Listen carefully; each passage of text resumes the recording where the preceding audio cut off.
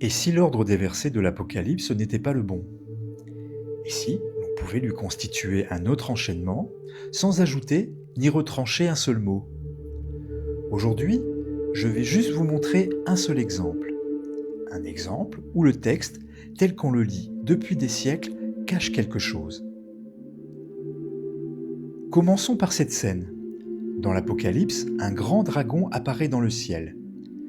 Le texte le décrit. Il a 7 têtes, 10 cornes et 7 diadèmes sur ses têtes. C'est Satan, l'adversaire. Retenez cette image. Les têtes, les cornes et les diadèmes.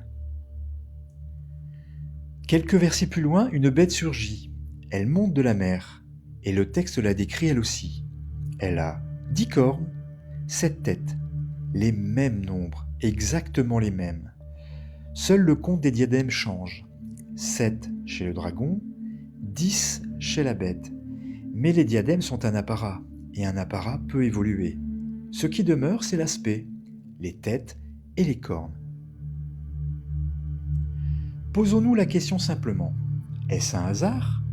Deux créatures avec le même nombre de têtes, de cornes et un apparat de diadème? Ou bien faut-il y voir un seul et même personnage sous deux formes? Le dragon dans le ciel, la bête sur la terre. Je crois profondément que c'est le cas, une même puissance vue de deux endroits. Mais ce n'est pas encore le cœur du problème. Le problème vient juste après. Car le texte ajoute une troisième description. Il dit que cette bête ressemblait à une panthère, avec des pattes d'ours et une gueule de lion, une chimère, c'est-à-dire un animal composé de plusieurs autres. Panthère, ours, lion, mêlés en une seule créature. Et c'est là que la confusion s'installe. Parce que dans le texte tel qu'on le lit, cette chimère est attribuée à la première bête, celle qui monte de la mer.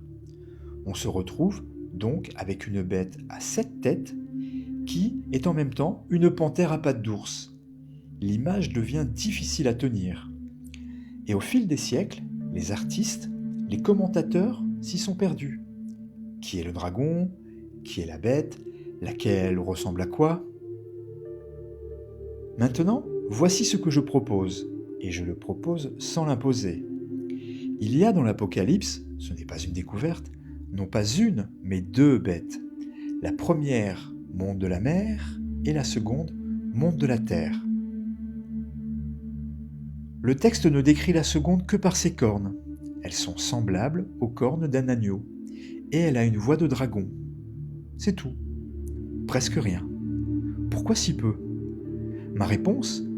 Parce que sa vraie description, la vraie, a été déplacée.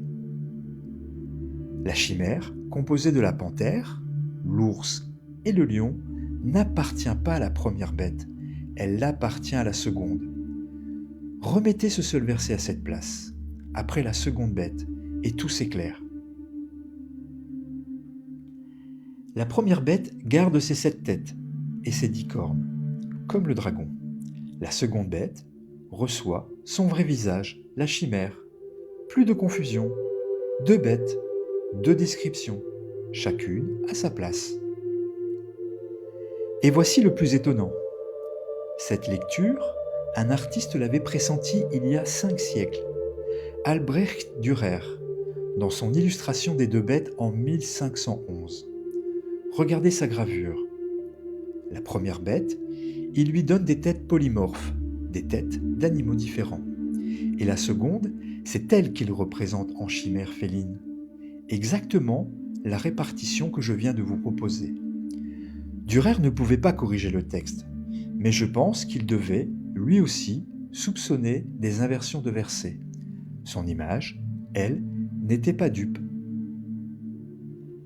Récapitulons en 3 points. Premièrement, le dragon et la première bête portent les mêmes nombres, 7 têtes, 10 cornes, et le même apparat, les diadèmes. Une même puissance sous deux formes. En 2, la chimère est posée au mauvais endroit, sur la première bête, et l'image devient compliquée, impossible. 3, replacez ce seul verset après la seconde bête, et chaque figure retrouve son visage. Voilà la méthode, sur un seul exemple. Rien ajouter, rien retrancher, seulement replacer. Et ce que vous venez de voir sur les 2 bêtes, je l'ai fait sur l'entièreté du livre. Le texte complet, remis en ordre verset par verset, est en accès libre sur jeanleprophète.com. Le lien est en description. Si cette lecture vous a parlé, abonnez-vous. Chaque vidéo prendra un fil du livre et le suivra. Merci de m'avoir écouté. Jusqu'au bout.